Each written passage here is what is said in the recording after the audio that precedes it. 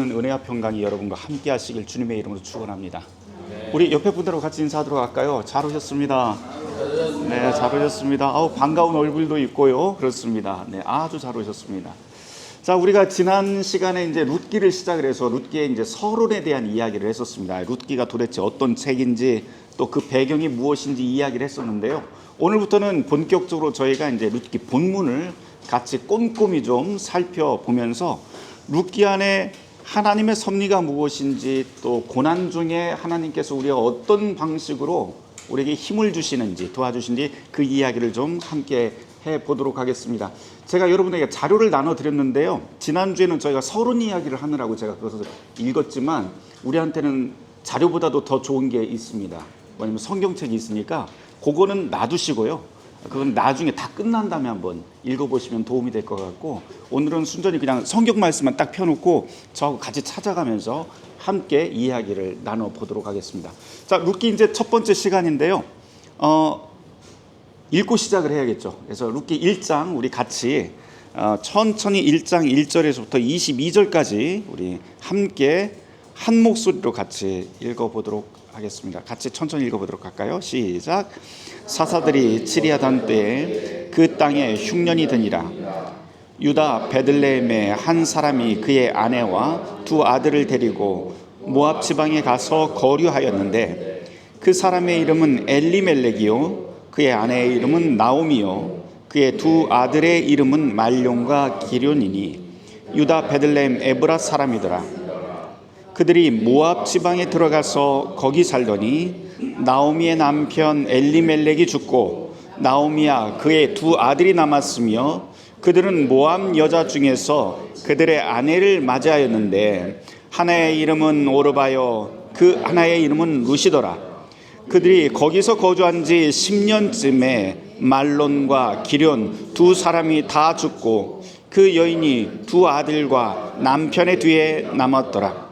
그 여인이 모압 지방에서 여호와께서 자기 백성을 돌보시사 그들에게 양식을 주셨다 함을 듣고 이에 두 며느리와 함께 일어나 모압 지방에서 돌아오려 하려 있던 곳에서 나오고 두 며느리도 그와 함께하여 유다 땅으로 돌아오려고 길을 가다가 나오미가 두 며느리에게 이르되 너희는 각기 너희 어머니의 집으로 돌아가라.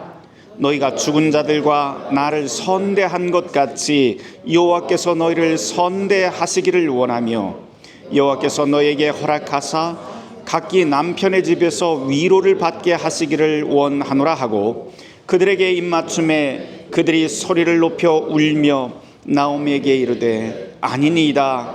우리는 어머니와 함께 어머니의 백성에게로 돌아가겠나이다 하는지라. 나오미가 이르되 내 딸들아 돌아가라. 너희가 어찌 나와 함께 가려느냐? 내 태중에 너희의 남편 될 아들들이 아직 있느냐? 내 딸들아 나는 늙었으니 남편을 두지 못할지라. 가령 내가 소망이 있다고 말한다든지 오늘 밤에 남편을 두어 아들들을 낳는다 하더라도 너희가 어찌 그들이 자라기를 기다리겠으며 어찌 남편 없이 지내겠다고 결심하겠느냐? 내 딸들아 그렇지 아니하니라. 여호와의 손이 나를 치셨으므로 나는 너희로 말미암아 더욱 마음이 아프도다 하매, 그들이 소리를 높여 다시 울더니 오르바는 그의 시어머니에게서 입맞추되 룻은 그를 붙잡. 나오미가 또 이르되 보라, 내 동서는 그의 백성과 그의 신들에게로 돌아가나니 너도 너의 동서를 따라 돌아가라 하니, 룻이 이르되 내게 어머니를 떠나며 어머니를 따르지 말고 돌아가라. 강권하지 마옵소서. 어머니께서 가시는 곳에 나도 가고 어머니께서 머무시는 곳에 나도 머물겠나이다. 어머니의 백성이 나의 백성이 되고 어머니의 하나님이 나의 하나님이 되시리니 어머니께서 죽으시는 곳에서 나도 죽어 거기 묻힐 것이라. 만일 내가 죽는 일 외에 어머니를 떠나면 여호와께서 내게 벌을 내리시고 더 내리시기를 원하나이다 하는지라. 나오미가 룻이 자기와 함께 가기로 굳게 결심함을 보고 그에게 말하기를 그치니라. 이에 그 두 사람이 이 베들레헴까지 갔더라. 베들레헴에 이를 때 온 성읍이 그들로 말미암아 떠들며 이르기를 이가 나옴이냐 하는지라. 나오미가 그들에게 이르되 나를 나오미라 부르지 말고 나를 마라라 부르라. 이는 전능자가 나를 심히 괴롭게 하셨음이니라. 내가 풍족하게 나갔더니 여호와께서 내게 비어 돌아오게 하셨느니라. 여호와께서 나를 징벌하셨고 전능자가 나를 괴롭게 하셨거늘 너희가 어찌 나를 나오미라 부르느냐 하니라. 나오미가 모압 지방에서 그의 며느리 모압 여인 룻과 함께 돌아왔는데 그들이 보리 추수 시작할 때에 베들레헴에 이르렀더라. 아멘. 여러분 1장 읽으셨는데 어떻습니까? 딱 느낌이 어떤 것 같아요? 뭐 내용은 다 알고 있지만 직접 입으로 소리내서 읽어보니까 또 다른 느낌이 좀 드실 것 같은데요. 전도사님 어떠세요? 슬퍼요? 뭐 때문에 슬프세요? 그냥 너무 처지가 안타깝고. 처지가 안타깝고 그렇죠? 네, 곽수자 선생님 어떠세요? 읽어보니까 입장에서 나오미는 지지리도 복이 없다. 지지리도 복이 없다. 네, 여기 있는 사람들이 다 지지리도 복이 없는 것 같아요. 우리가 쉽게 이야기하면은 지금 이 이야기는 룻기는 비극으로부터 시작을 합니다. 비극에 대한 이야기야. 한 가족이 완전히 몰락한 그런 상황입니다. 더 이상 희망을 구할 수 없는 그런 상황에서, 그런 현실에서 시작을 합니다. 오늘 룻기 1장 1절부터 우리가 같이 이제 천천히 한번 보도록 하죠. 그런 비극적인 상황에서 이들은 어떻게 희망을 얻을 수 있었고 또 이 희망 가운데서 하나님은 도대체 어떤 분이신가라고 하는 것을 우리가 좀 보도록 하겠습니다. 지난 시간에 저희가 룻기 공부하면서 아주 특이한 그 이야기를 하나 제가 강조를 했던 게 있어요. 여기에는 하나님 직접 등장하지 않습니다.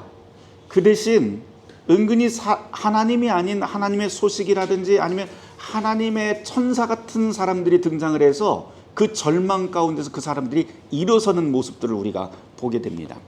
욥기하고 아주 비슷하지만 욥기하고 다른 점이 바로 하나님이 직접 등장하지 않는다는 것.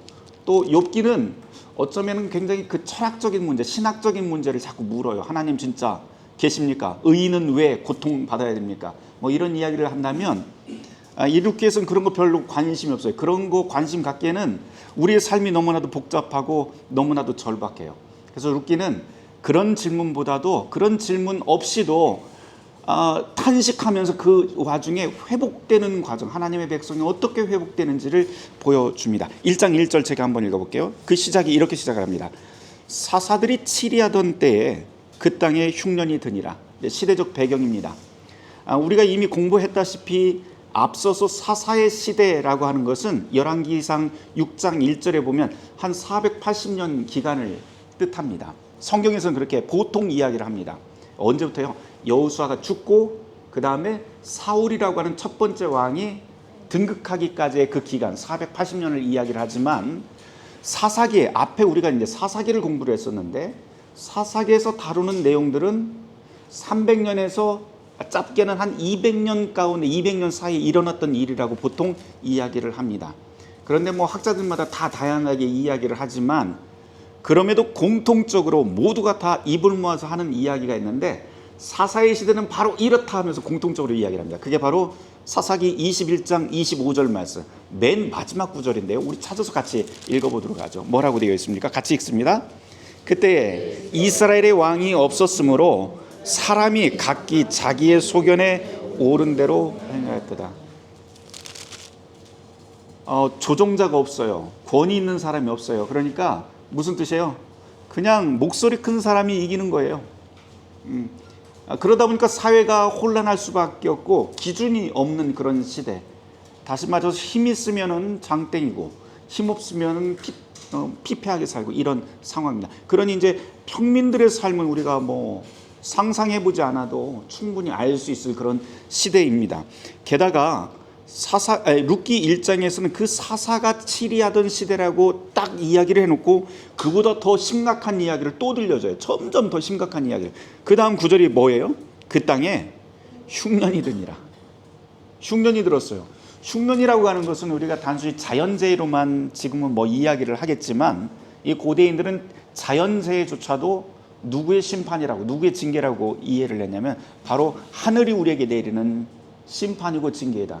그 심판이고 징계라고 하는 건 우리가 무언가 잘못이 있기 때문에 하늘이 우리한테 내리는 벌이라고 생각을 하게 됩니다. 그러니까 사사기 1장을 그 시대 사람들의 관점으로 읽으면 어떤 말이 되냐면 우리 이 땅의 그 사회 정치 모든 상황이 더 이상 희망이 없어 혼돈스러워. 그런데 여기다 대고 하나님은 심판을 하시는 거야 라고 그렇게 이해를 합니다.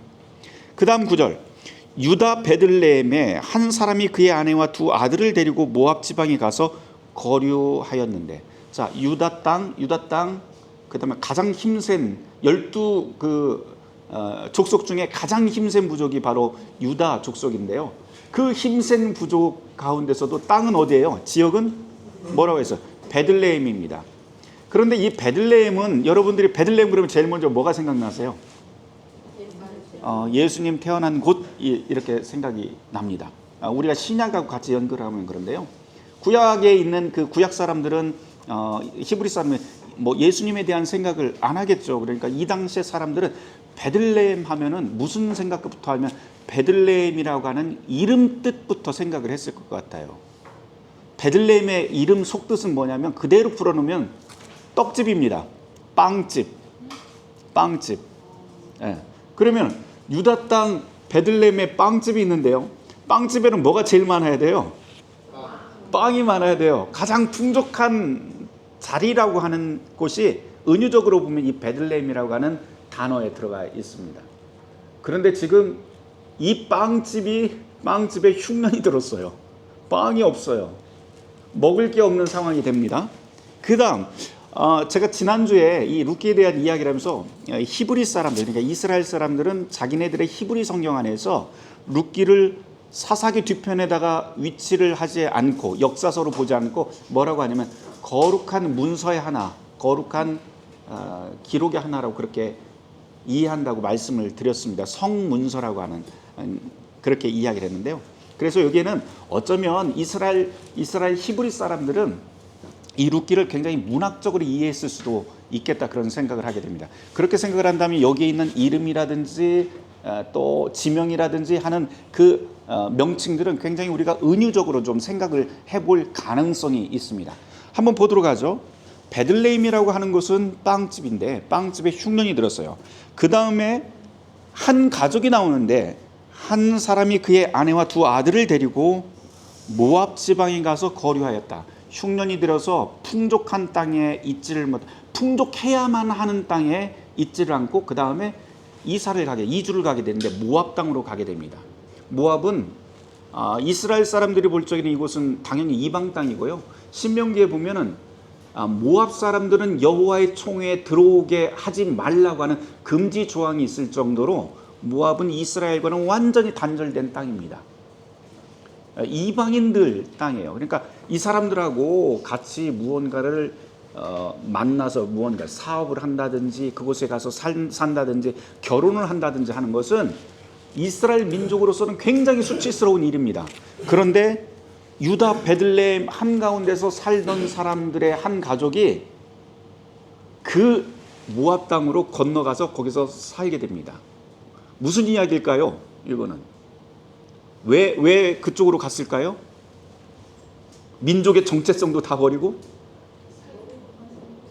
먹고 살 일이 그만큼 급했다는 거예요. 다급했다는 거예요. 이 사람들의 삶이 그만큼 다급했다는 거예요. 절박했기 때문에 갈 수밖에 없었던 자기 인생에서 몰려서 가게 됐다라고 하는 것을 이렇게 이야기를 합니다.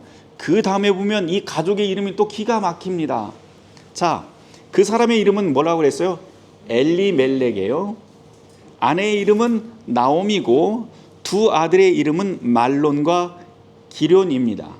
이름 뜻을 풀어보면 이게 참 역설적이다 싶은 건 엘리멜렉의 뜻은 나의 하나님은 왕이십니다라고 하는 뜻이에요. 하나님이 나의 왕입니다. 그러니까 하나님한테 다 맡기고 사는 사람이에요, 이 사람은. 그런데 좀 이따 보면 알겠지만 가서 얼마 안 돼서 그냥 죽어요. 그 다음에 나오미의 뜻은 기쁨이에요. 그러니까 온 인생이 다 기뻐야 되는 사람이에요. 특별히 이스라엘 사람들은 이름에 자기의 정체성을 부여합니다. 그러니까 이름이 곧 그 사람의 삶이라고 보면 돼요. 그런데 여기는 다 거꾸로예요. 엘리멜렉은 하나님이 나의 왕이라고 그랬는데 하나님의 땅에서 살지 못하고 그냥 이방 땅에 가서 죽어버리고요. 나오미는 기쁨이라고 했는데 잠시 후에 보겠지만 두 아들도 잃어버리고 완전히 거기서 완전히 호를 단신이 돼버립니다. 그 다음에 두 아들의 이름도 나오는데요. 말론의 뜻은 뭐냐면은, 말론의 뜻은 병약하다, 질병에 걸렸다라고 하는 뜻이에요. 가만히 생각해보면, 아니 내가 자식을 낳았는데 자식한테 이런 이름을 붙여줄 수 있을까? 라고 생각이 들 정도입니다. 그래서 학자들은 아마도 이 말론이 태어났을 때 굉장히 아프게 태어나서 이렇게 이름을 지었을 수도 있겠다, 그렇게 이야기를 하기도 합니다만, 뭐 그거야 이 말론 만나서 꼭 제가 한번 물어보겠습니다. 왜 그랬는지 한번 물어보고요. 기럧이라고 하는 아들도 이름이 소멸입니다. 소멸, 사라짐. 이미 태어나면서부터 죽음을 예고하고 태어난 것 같아요, 마치. 그러니까 이 가족들의 이름만 보더라도, 이름을 보면은 엘리멜렉과 나오미는 절대로 이방 땅에 가서 살 사람들이 아니에요. 그런데 두 아들의 이름들을 보면은 비극이 이미 전제가 되어 있는 것처럼 설정이 돼 버립니다. 이 사람들이 모압 땅에 가서 살게 되는데 여기에서 아내들을 얻게 됩니다. 이 두 아들이 두 아들 중에 두 아들이 아내를 맞이하는데 한 며느리는 오르바, 그리고 하나는 룻입니다. 오르바의 뜻은 뒤돌아섬, 뒷덜미라고 하는 뜻이에요. 목 뒷덜미를 보여준다고 하는데, 그러니까 이제 그냥 간다라고 하는 뜻이고요.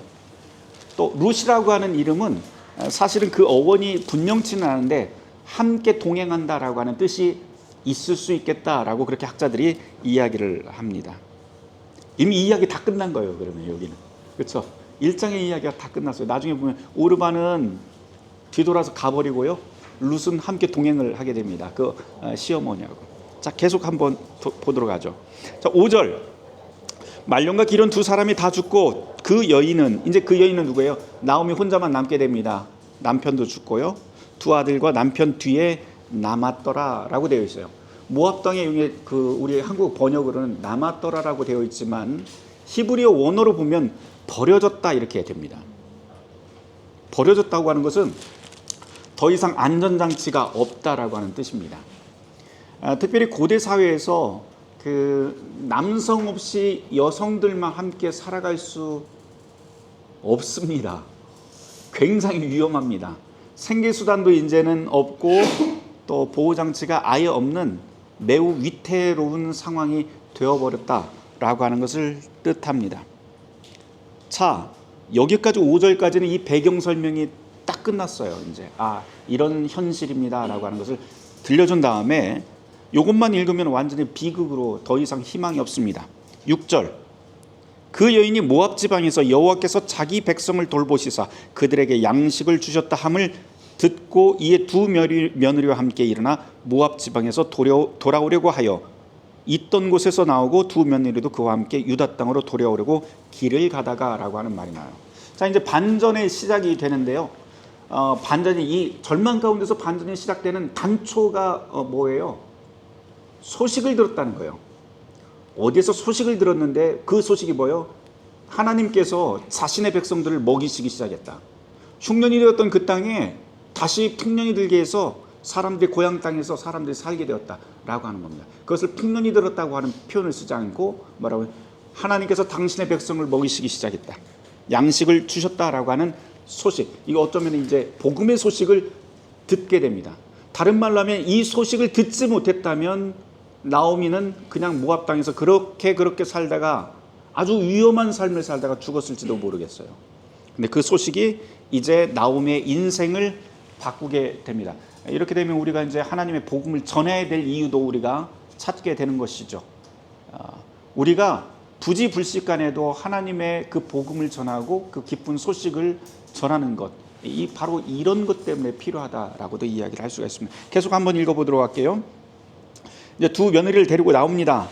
가다가 갑자기 나오미가 문득 생각이 들어요. 무슨 생각이 들었냐면, 두 며느리를 데리고 가는 건 좋은데, 가면서 이제 뭐 말동무도 하고 좋기는 할 텐데, 가면은 어떻게 될까 이제 덜컥 겁이 납니다.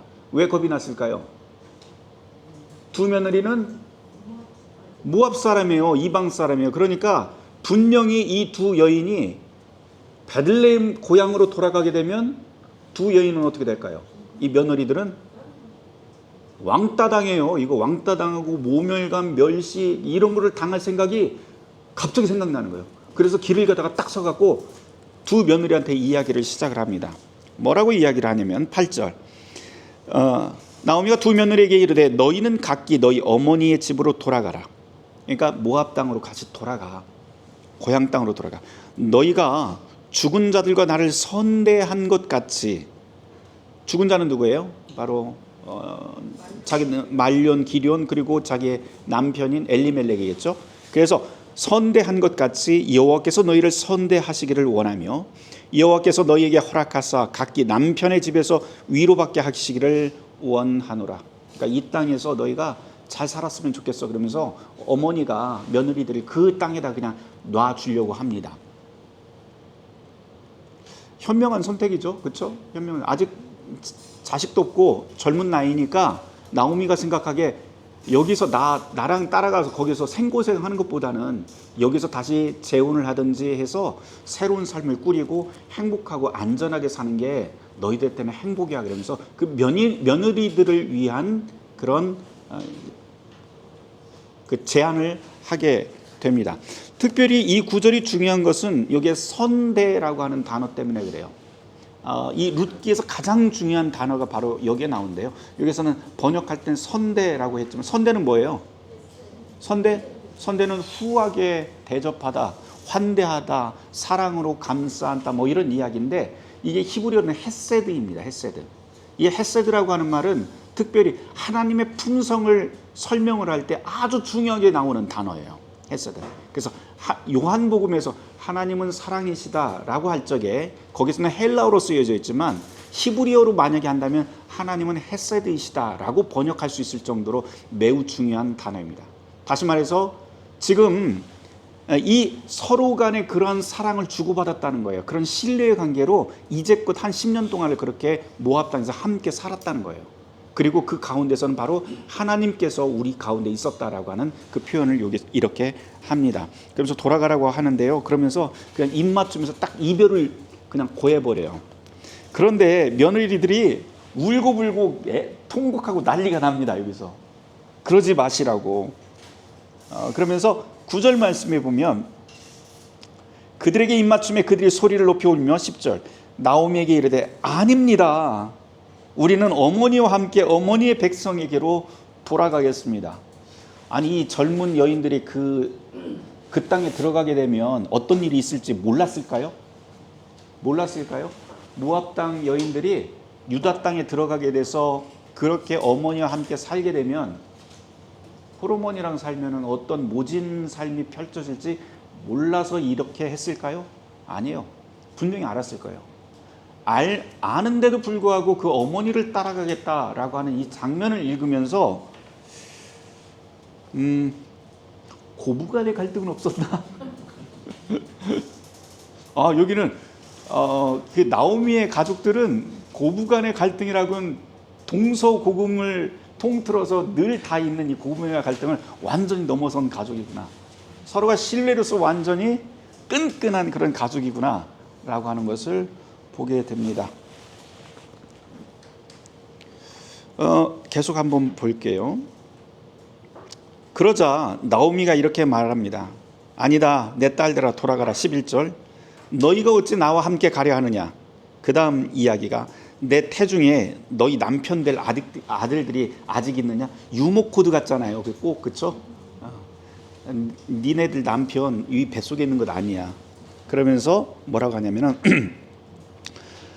내 딸들아 되돌아가라. 나는 늙었으니 남편을 두지 못할지라. 가령 내가 소망이 있다고 말한다든지 오늘 밤에 남편을 두어 아들들을 낳는다 하더라도 너희가 그들이 자라기를 어떻게 기다리겠느냐 라고 하는 우리 시대의 이야기는 굉장히 알쏭달쏭한 유목 코드로 이야기하는 것 같습니다만 이게 고대 사회에서는 아주 당연한 이야기였어요. 무슨 이야기냐면 고대 사회에서는 남자가 곧 노동력이고 군사력이고 자기 가족 경제를 다 책임지던 사회였기 때문에 가족 공동체 안에서 남자가 죽게 되면 그 남자가 죽게 되면 여자가 홀로 남잖아요.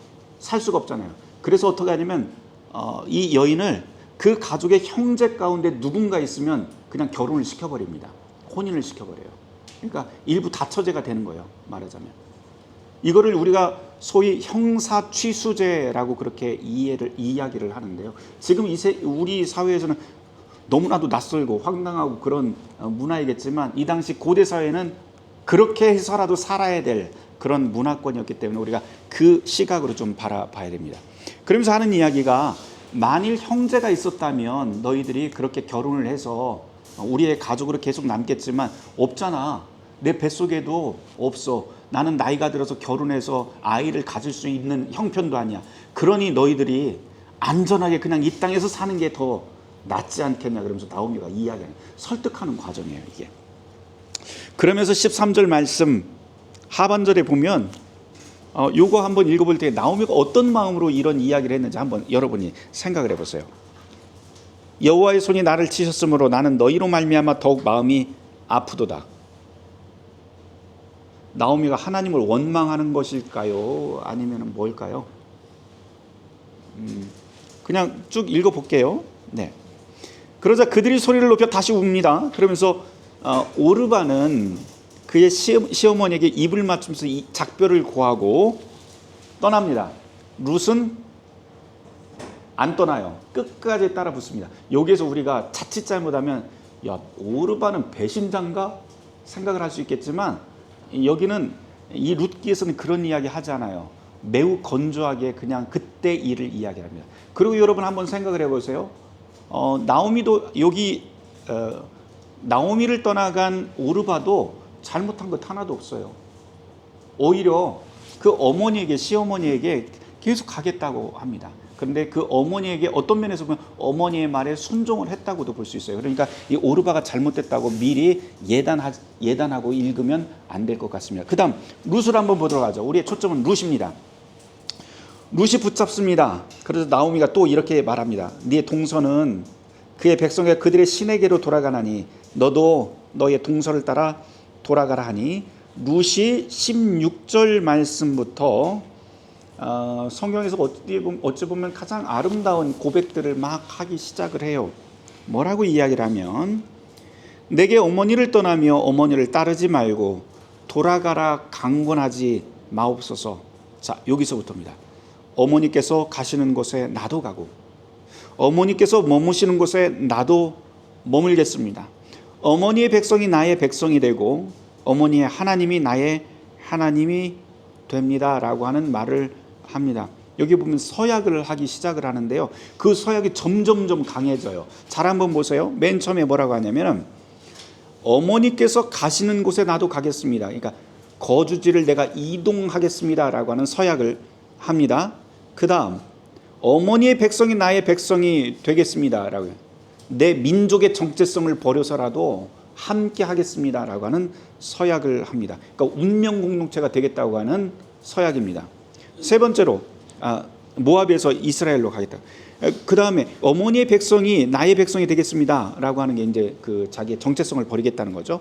그 다음 어머니의 하나님이 나의 하나님이 되겠습니다 라고 이야기를 해요. 어머니의 신이 곧 나의 신이 되겠습니다. 그러니까 이제까지 나의 모든 내 생명과 존재를 지켜오고 내가 신뢰했던 그 모든 것들을 다 버려서라도 어머니의 그 하나님을 내가 받아들이겠습니다 라고 서약을 합니다. 점점점 서약이 커집니다. 그런 다음 맨 마지막에 17절에 하는 말이 뭐라냐면 어머니께서 죽으시는 곳에서 나도 죽어 거기 묻힐 것입니다.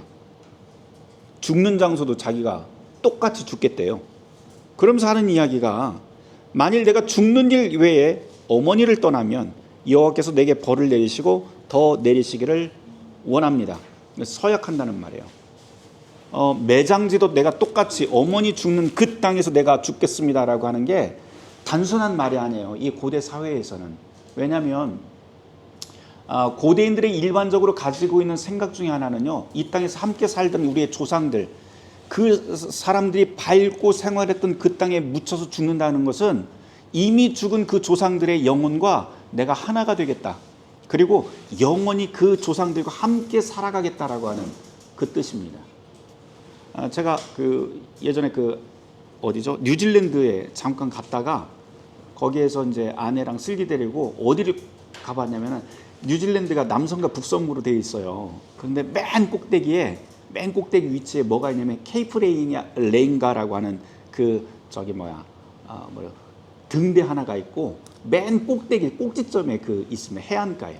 근데 굉장히 높은 절벽인데요. 거기에 딱 올라갔는데 두 개의 바다가 태평양하고 호주만이던가요? 호주 해안이던가 이 두 개가 태즈만이던가 이 두 개가 합쳐져요. 그래서 딱 보면 거기서 보면은 바다 두 개가 합쳐져서 색깔이 다르고 이렇게 쭉 바다 한가운데 길이 생긴 게 보여요. 너무나도 작은 거 아니에요. 이렇게 보면은 아, 자연이 사람을 이렇게 압도하는구나라고 하는 그런 느낌이 들 정도 굉장한 자리였는데 그 케이프레니아가 그곳에 살던 원주민들에게는 어떤 의미가 있냐면 그곳에 마오리 족속이 살잖아요. 이 마오리 족속들은 자기네들이 죽으면은 모두 다 자기의 영혼이 그 케이프 레인가로 간대요. 그래서 그곳에서 모든 영혼이 다 모여서 이전에 죽은 우리의 조상들하고 다 모여서 그 다음에 이 조상들이 함께 이 뉴질랜드 땅에 자연으로 돌아가서 뉴질랜드 땅을 보호한다고 그런 신앙이 있대요. 그곳이 바로 그러니까 이 마오리 족속들은 굉장히 신성한 곳이죠. 자기네들이 살던 그 땅에서 죽겠다는 거예요. 그래서 이미 죽은 나의 조상들과 함께 나의 영혼도 계속 영속적으로 살면서 또한 이 땅에서 계속 살아갈 사람들과 같이 살아가겠다라고 하는 게 이제 고대인들이 가지고 있는 매장의 관습, 매장의 정신입니다. 그런데 성경에서도 사실은 그렇게 정확하게 이야기는 하지 않지만 여러분들 아시겠지만 아브라함이나 야곱이나 이삭이나 다 아버지의 땅에 가서 약속의 땅에 가서 묻히겠다고 그렇게 고백을 하고 그 땅에 묻히려고 하는 정신들을 보게 돼요. 그것은 무슨 이유일까요? 바로 우리의 영혼이 여기서 끝나지 않는다는 거예요. 그리고 그 약속의 땅 안에서 하나님 안에서 구약에 있는 그 히브리 사람들은 바로 죽은 자들의 세계에 대해서는 이야기는 하지 않습니다. 이야기는 하지 않지만 내가 이 땅에 죽더라도 바로 조상들과 함께 간다, 살아간다라고 하는 그런 의식을 갖고 있었어요. 그러니 히브리 사람뿐만 아니고 여기 있는 모압 여인인 룻이 내가 죽더라도 어머니의 땅에서 어머니 뒤를 따라서 그 땅에서 죽겠습니다. 묻히겠습니다라고 하는 뜻은 뭐예요? 내가 나의 영혼은 이제 모압이 아니라 바로 이곳에서 당신의 조상들과 그리고 이 땅을 살아갈 모든 사람들과 함께 영원히 살아가겠습니다라고 하는 그런 고백으로 우리가 읽을 수 있습니다.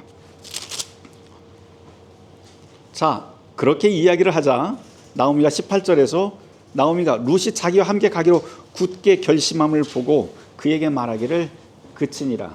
나오미가 말을 그친 이유는 뭐예요? 설득을 그친 이유? 야, 이거 더 이상 얘기도 안 되겠구나 그런 거예요. 포기한 거예요, 말하자면. 포기하고 오히려 나오미가 자기 며느리에게 설득당할 수도 있고요, 감동했을 수도 있고 아니면 포기했을 수도 있고 여러 가지 마음들을 가졌던 것 같습니다. 어쨌든 말을 그치고 갑니다. 자, 이제 19절부터는 또 장면이 모압에서 다른 곳으로 바뀝니다. 어디로 바뀌어요? 고향으로 갑니다. 이제 고향에 왔어요. 고향이 어디라고 했어요? 네, 떡집으로 다시 돌아오게 됩니다. 풍성한 땅으로 돌아오게 됩니다. 19절 말씀 제가 읽어볼게요. 이에 그 두 사람이 베들레헴까지 갔더라.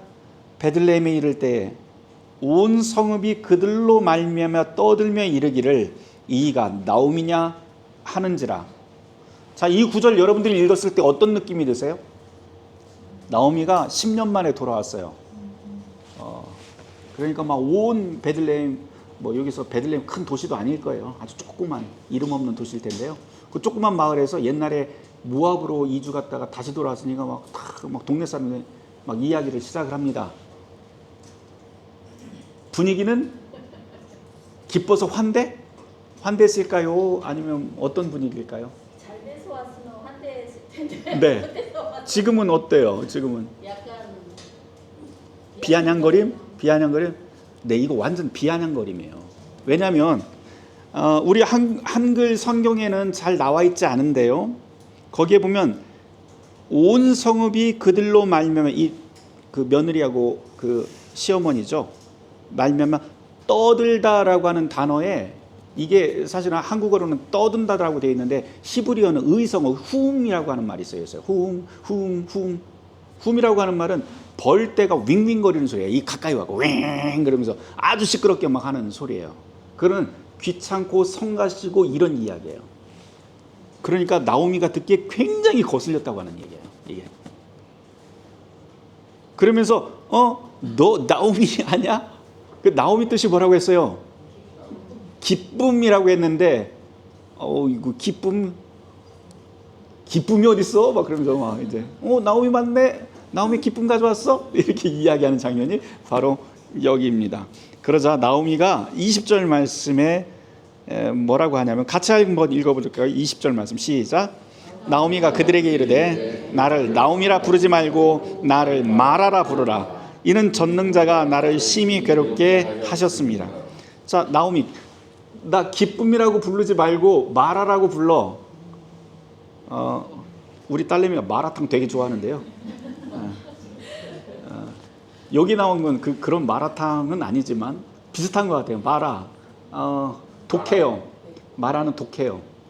씁니다. 쓰다라고 하는 뜻이에요. 그래서 이제 출애굽기에서도 이 마라의 그 쓴물이 단물로 바뀌는 그런 기적이 나오는데요. 바로 그 이야기입니다.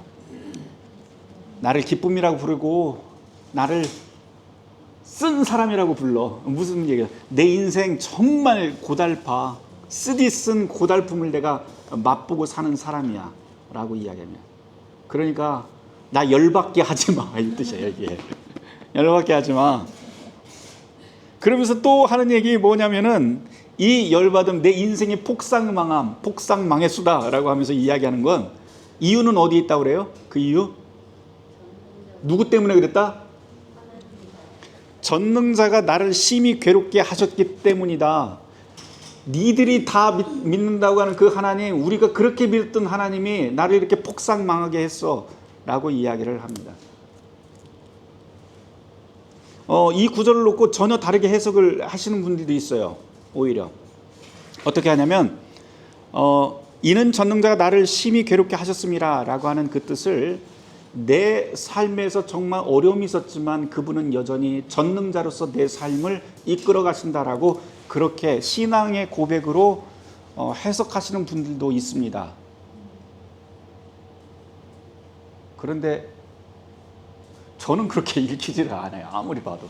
이거는 그냥 말 그대로 탄식이고 탄원이에요. 그래서 어떤 학자들은 이것은 정직한 탄원이다. 나오미의 정직한 탄원이다 라고 불러요. 하나님 왜 나한테 이러셨어요? 하나님 때문에 내가 망했어요. 내가 하나님 믿다가 내가 이런 어려움 당하잖아요. 탈출구가 없어요. 제발 왜 이렇게 나한테 이런 모진 시련을 주십니까? 내가 이제껏 내가 하나님을 믿고 의지했는데 왜 이렇게 나한테 대하시나요? 라고 하면서 하나님을 향해서 탄원하는 거예요. 시편에 보면 그런 탄원들이 굉장히 많잖아요. 마치 여기에서도 그 시편의 시인들이 탄원하듯 이 나오미도 역시 정직한 탄원을 보여주고 있는 장면으로 읽힙니다. 그러면서 뭐라고 하냐면 21절 내가 풍족하게 나갔다는 것은 내 남편과 두 아들을 데리고 함께 그렇게 다복하게 살았었는데 이제 하나님이 나를 징벌하시려고 전능자가 나를 괴롭게 하셨거늘 너희가 어찌 나를 나오미라고 부르느냐. 다시 말해서 내가 이렇게 된 거 다 하나님 탓이야. 하나님 탓인데 니들 나한테 뭐라고 하지 마. 나 더 이상 듣기 싫어. 그런 이야기들. 나 뒤에서 수군거리고 비웃고 경멸하는 그런 소리 듣기 싫어 라고 하는 말로 읽힙니다. 우리도 살다 보면 그런 데 있잖아요. 그렇죠? 그러니까 이 나오미의 이야기를 읽으면서 사실은 한 걸음 떨어져서 우리의 다른 이야기, 뭐 몇천 년 전에 수천 년 전에 과거인의 이야기를 듣는 게 아니고 우리는 지금 나오미를 통해서 우리의 이야기를 듣는 거예요. 지금 계속 읽어보도록 할게요. 22절 맨 마지막 절이네요. 나오미가 모압 지방에서 그의 며느리 모압 여인과 룻과 함께 돌아왔는데 그들이 보리추수 시작할 때에 베들레헴에 이르렀더라. 특이한 건 이 구절 딱 한 절이지만 여기에는 약간 역설 같은 이야기들이 복선들이 깔려 있어요. 우선 모압이라고 하는 단어가 2번이나 나와요. 이 짧은 구절에. 그 뜻은 뭐예요? 모압은 유대인들에게 어떤 땅입니까? 이방인의 땅, 절대로 함께 상대해서는 안 될 땅, 구원받지 못할 족속들을 뜻합니다. 그런데 여기에서 계속 그것을 이야기를 합니다. 그러면서 이 모압 여인 룻과 함께 기쁨이 함께 돌아왔다라고 읽을 수 있어요.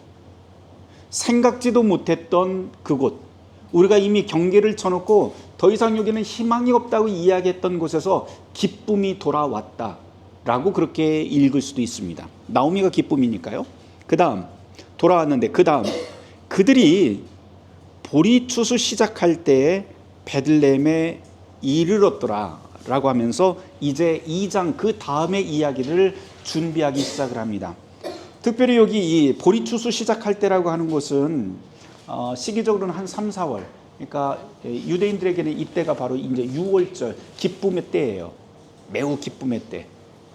이스라엘 사람들은 기쁨으로 추수 단을 주어 올리는 때고요, 거둘 때고, 또 우리가 신약으로 따지자면 이때가 언제예요?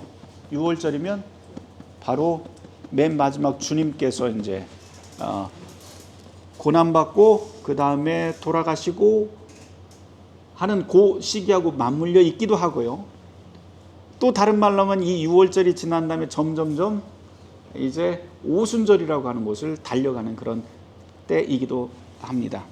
자, 이제 그 맥주절 아니에요? 그러니까요. 이제 네, 맞습니다. 네, 제가 착각했어요. 맞습니다. 자, 그래서 이때 새로운 시작이 이제 준비가 되기 시작을 합니다. 다시 말해서 지금 22절에서 이야기하는 것은 22절 앞에는 다 무슨 이야기죠? 비극에 대한 이야기를 했었는데 22절은 이제 희망을 노래하기 시작을 합니다. 그게 바로 이제 2장의 이야기로 넘어가는 하나의 발판이 됩니다. 1장 다 끝났는데요. 1장을 읽으면서 저는 그런 생각을 해봐요. 1장은 어쩌면 시련이라고 하는 시간에 대한 이야기입니다. 그래서 사람이 살다 보면 시련, 고난이라고 하는 시간, 또 하나님을 원망하는 그런 시간들이 생기게 됩니다. 어쩔 수 없이 생길 수도 있어요. 또는 그래서 그 시간이 우리에게는 텅 빈 시간처럼 느껴질 때가 있어요. 공허하고 도대체 이런 절망이 어디에서 왔을까라고 하면서 하나님을 향해서 탄원할 때가 분명히 있습니다. 바로 이 나오미의 이야기가 1장에서 들려주는 이야기가 바로 그 텅 빈 시간들이에요. 그런데도 불구하고 이 절망이 극에 달했을 때 그것으로 끝나지 않는다는 것을 들려주기 시작을 합니다. 성경 전체가 우리한테 끊임없이 이야기하고자 하는 그 메시지 하나가 있어요. 그건 뭐냐면 우리의 노력, 우리의 희망이 끊어진 그 자리가 바로 하나님이 일을 시작하시는 때이다. 그리고 우리는 소망의 때, 희망의 때라고 이야기를 하죠. 그래서 하나님이 숨겨져 있는 것 같지만, 하나님이 보이지 않는 것 같지만 여전히 우리의 삶 가운데서는 하나님께서 우리를 위해서 일하고 계신다라고 하는 것을 이 룻기 1장 맨 마지막 절인 22절부터 이제 들려주기 시작합니다. 이게 바로 이제 앞으로 진행될 보아스의 이야기, 또 룻의 이야기가 이제 진행이 됩니다. 다음 주에 우리 2장부터 쭉 한번 읽어볼 텐데요. 숙제. 지난주에 제가 숙제 내줬는데 숙제 다 하셨나요? 네, 다 하신 분 손 한번 들어보세요. 1장부터 4장까지 다 읽어보신 분. 네. 숙제 못하면 낙제합니다. 숙제 안 하시면. 자, 다음 주에 꼭 2장부터 마지막 절까지 다 읽어보시고요. 오늘 제가 나눠드린 이 그 자료가 있는데 이 자료를 다시 읽어보시면 오늘 했던 모든 이야기들이 다 그 안에 담겨 있습니다. 그러니까 여러분들 꼭 읽어보시길 바랍니다. 제가 기도하고 마치도록 하겠습니다.